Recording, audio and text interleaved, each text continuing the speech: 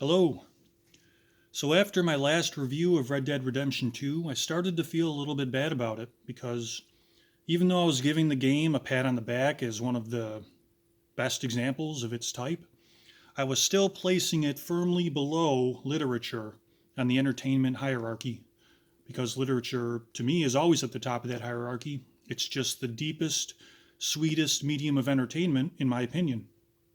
But the reason I started to feel bad about it was because I was remembering some of my favorite YouTube videos and realizing what the whole modern gamer social media generation of entertainment does do better than literature, which is make me laugh.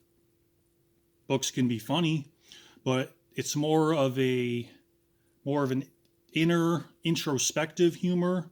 Maybe a handful of books have actually gotten me to laugh out loud while I'm reading. You don't bust a gut while you're ha ha ha looking at the page. Ha ha. It's kind of internal. So it's a low key, and YouTube videos have done that. And many of my favorites have been based around gaming, but there's been others too. I want to cover a variety of different types of laughter which have been inspired by this platform that I've seen in its history. So let's count down my top 10 funniest YouTube videos in the history of the platform. Starting off with number 10, which is just at a glance, it seemed to be everything I just despise about the modern generation of entertainment and gamers, the gamer community, because it seemed to be grown adults acting like immature children, swearing and laughing instead of engaging in any kind of meaningful dialogue or trying to learn something, and basically giving real kids the idea that you never have to grow up and mature or take responsibility for your actions. Because look, I can just be millionaires like those adults who still act like immature children. But at the behest of a loved one, I gave them a chance, the Game Grumps. They had a video that the loved one in question thought I might like called The Worst Voice Acting Ever. And that turned out to be true because, as it turned out, the Game Grumps have brains behind their banter. And they were making a lot of observations about this video game, Michigan Report from Hell, that I would have made myself. And therefore thought were very incisive and humorous. And from thinking I was going to hate them and that they were everything I despised about the modern gamer generation to wishing that there was I went on to part two. And now to this day, I'm still sad that there's not a part three in that playthrough. It's amazing what laughter can do for you. Moving on to part 9. Speaking of examples of the genre, there's this wrestling channel called Wrestling with Regret, which never would have been broadcast in the television genre, and yet is a shining example of the whole social media genre for various reasons. See, television has also had a lot of crap in its history, but it's also had gatekeepers, it's had filters, and it's had more masters to serve. So it's harder to get on TV. Even though there's still crap, there's also a lot of good stuff because you have to meet all those requirements to make it.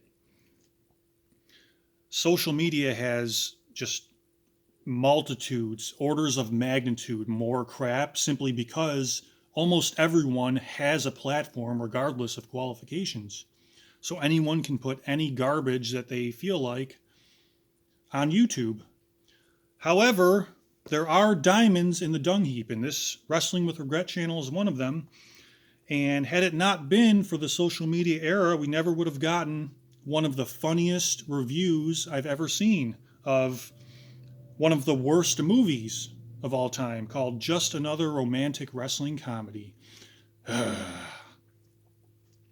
Brian Zane, the runner of the channel, does a great job pointing out all the ways that this movie is entertainingly bad.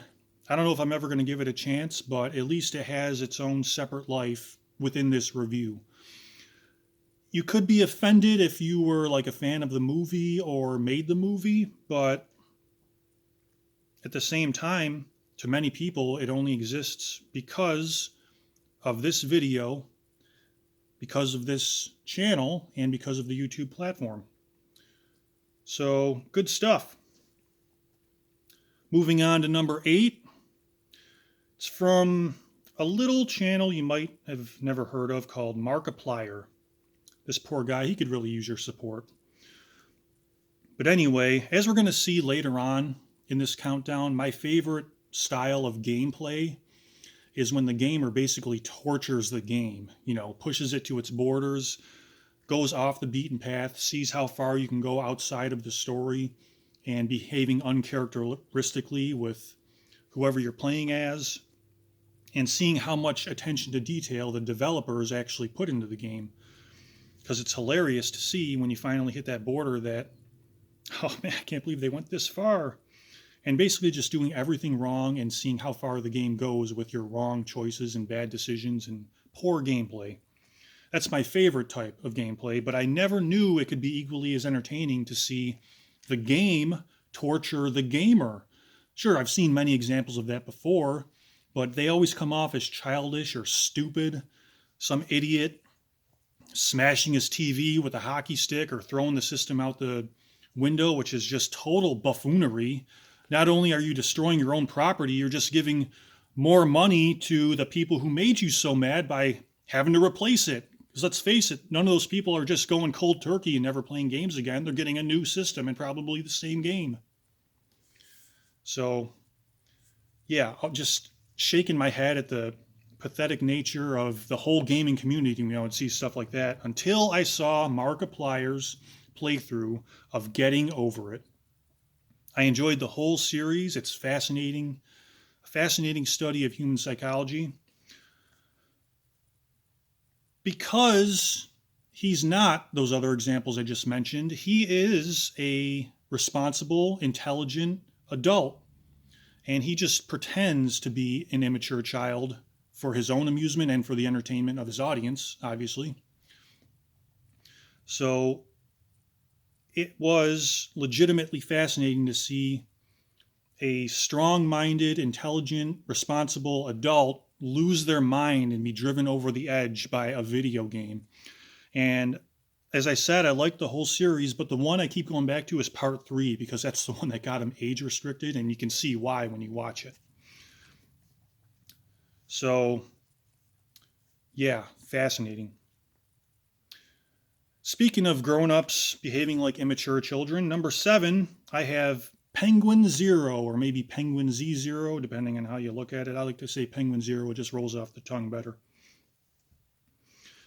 He has become something of a news source for me, even though his channel is nothing even close to being considered that. But I've gone to him for updates on stories that I ordinarily wouldn't be interested in or wouldn't want to hear from an actual news source because they would just be depressing. And, legitimate news channels have to report things without their opinion.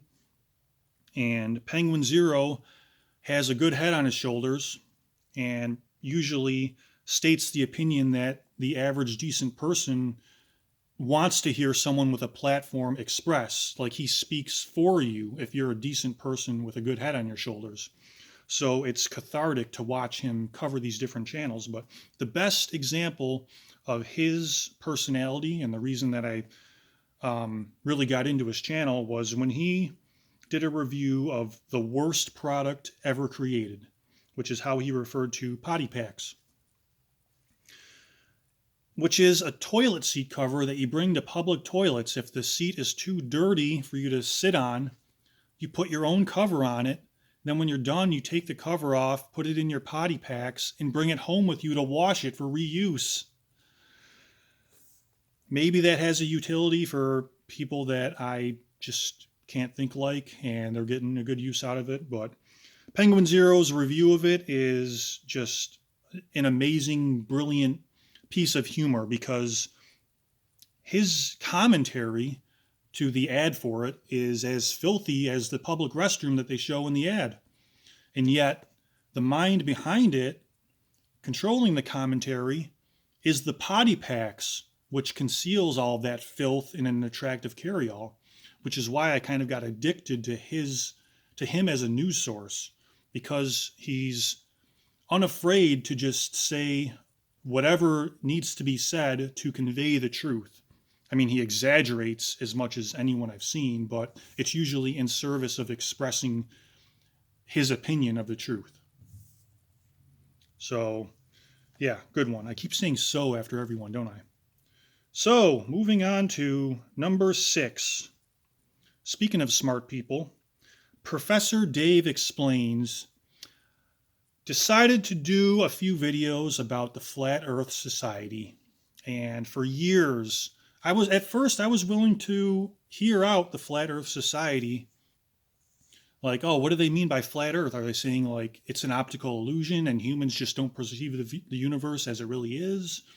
Are they saying that like the whole universe is on a flat plane in a hyperdimensional sphere around the multiverse, et cetera, et cetera? I'm just an armchair scientist, and I wait for the actual scientists to give me updates on what's going on, because I'm fascinated by the mysteries and love to hear more about them and learn more about our whole existence and all this stuff. But when I heard the actual Flat Earth Manifesto and some of the philosophies and ideas, it's like a cartoon supervillain coming up with a plan that 3 seconds into him talking is never going to work, and he's going to be easily foiled by the hero and in comedic fashion. Well, the hero in this case that I finally came to was Professor Dave, the first one who actually spoke about the Flat Earth Society the way that I felt they should speak about him. And he knows all the science. So just these feelings that I had that this just doesn't seem right, I wish someone would say what I'm feeling. He knows all the science and all the history, and was able to say it. Simply stating facts leads to some of the harshest insults I've ever heard. So even though Professor Dave himself would be the first to admit that he's not actually a scientist, he's just a science communicator and a science educator, this is his science experiment and his great contribution, because he proved with his video, all of his videos, but the piece de resistance, the one where he did the best job of shoving the Flat Earth Society manifesto up their own asses, was called The 10 Things All Flat Earthers Say, which could be subtitled The 10 Biggest Hypocrisies You Will Ever Hear in Your Life, as he brilliantly points out. But anyway, what I was getting at was his science experiment with this video proves that science and logic can be hilarious. Simply stating facts in a relevant order, which is what he does, is hilarious. Professor Dave, give him the Nobel Prize for that one. 10 Things All Flat Earthers Say. We've reached the top 5. And at top 5, remember earlier from Markiplier, I was saying how my favorite style of gameplay is when the gamer tortures the game, basically, and sees what its limits are. Well, the best example I've seen of that is from the channel CallMeKevin. And one of his best examples of doing that was the video Planet Coaster, but I make the most disturbing theme park ever. There was a horror author, Thomas Ligotti, who had a quote for, I think he was reviewing a book. It said something to the effect of, the most riotous humor grows from the blackest earth. And the most disturbing theme park ever by CallMeKevin is just so exemplary of that, because I would never want to see any of the things that Kevin concocts in his theme park in real life. Never want to experience them, and there are very few people I would ever want to see condemned to such a fate as existing in this theme park.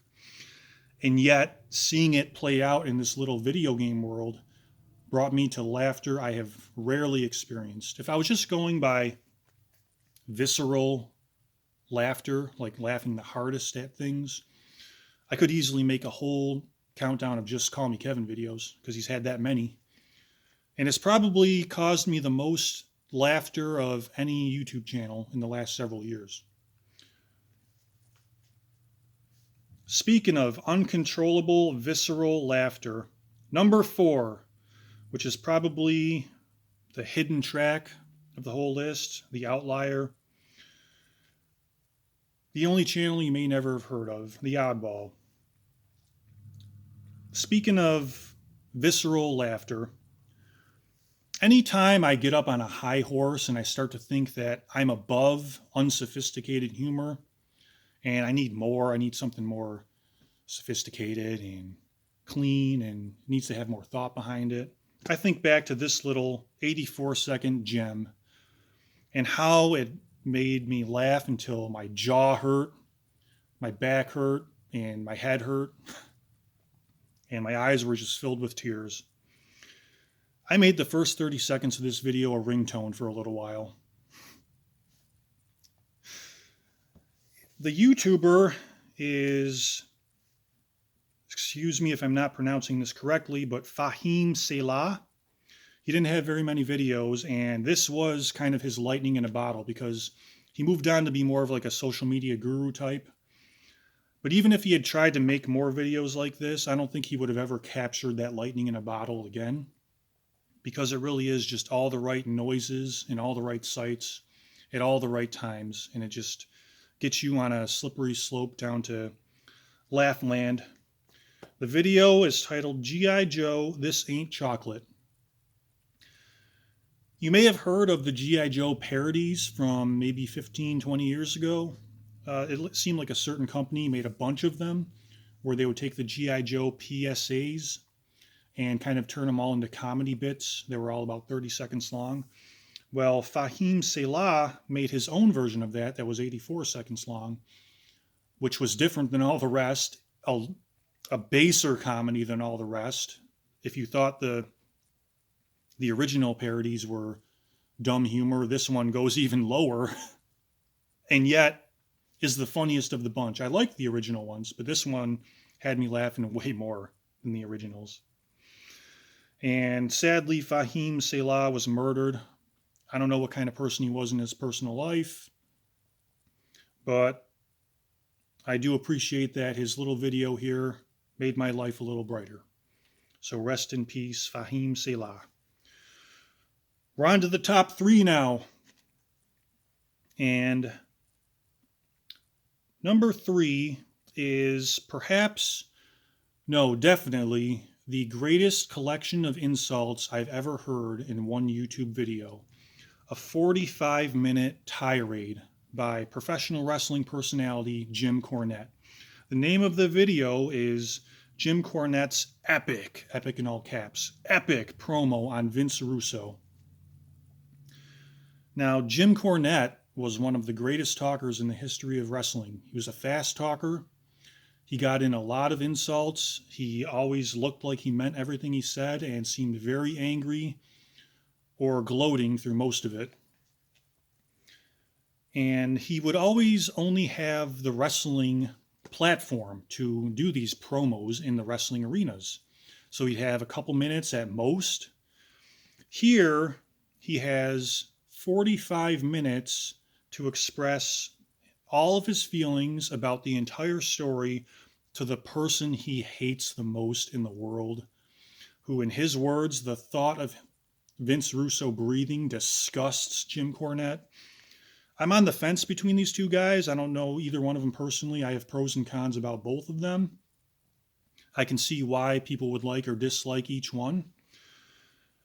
But the person I would rather listen to is Jim Cornette, because he is just so good at expressing his anger, at articulating his rage.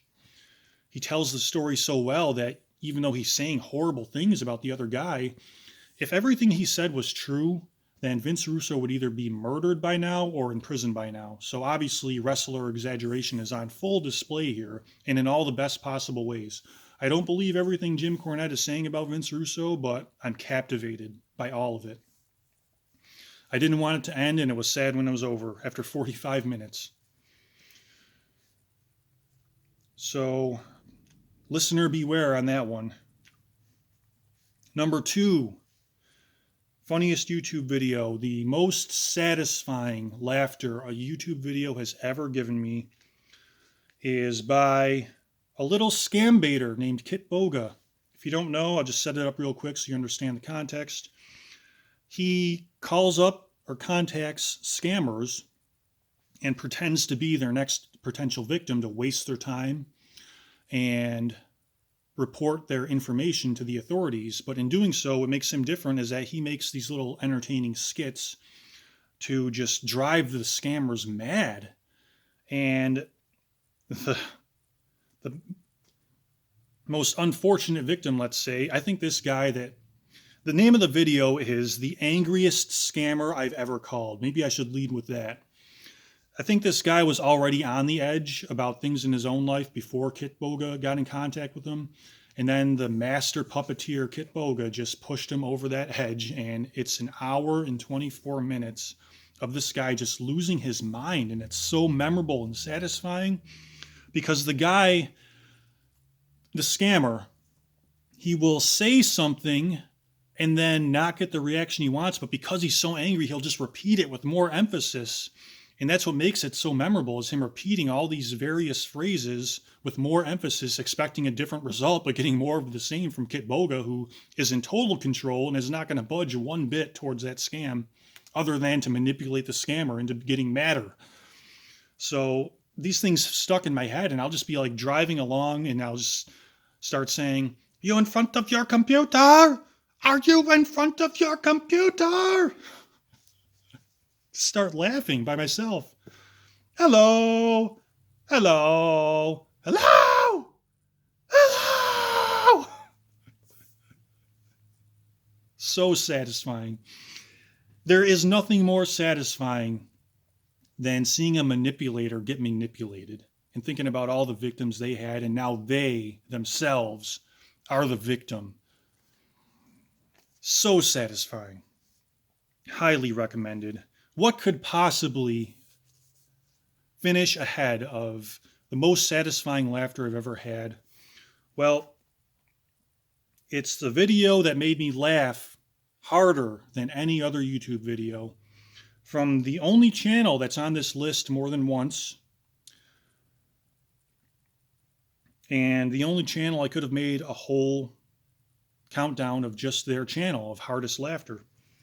But I wanted to get a variety of laughs.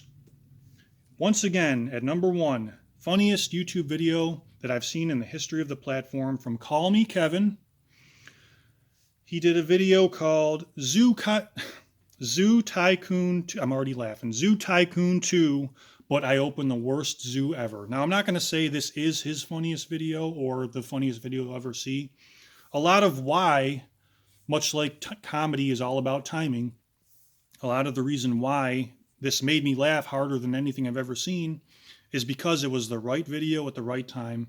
I was just discovering his channel, and just the combination, the glorious combination and the magical editing that brings it all together, of the way he plays exactly the way I play, his spaz laugh, along with the ironic comments he's making that don't line up with the way he's playing, like he's creating his own story separate from what the game wants you to do, and how it's all cut together. You can tell he plays for hours and then cuts it down to like a 15 to 20 minute video. So you get all of the best, funniest moments all chopped together and edited and mixed together in a way where it's just boom, boom, boom, and it has you rolling with the momentum. You know, the spaz laugh, the ironic commentary, and the visual that you're seeing of playing exactly the way you're not supposed to play. It just all comes together magically to where my back hurt, my jaw hurt, my head hurt, I was having trouble breathing by the time the video was over. Wet cheeks, everything. I watched it again a couple years later and had the same reaction. I would say technically the Planet Coaster, but I make the most disturbing theme park ever at number 5, is probably from start to finish a better put together video. But like I said, Zoo Tycoon 2, but I opened the worst zoo ever, just got me at the right time. And because I actually fear ever seeing a video that makes me laugh harder, I can think of no better video to put at number 1 funniest YouTube videos.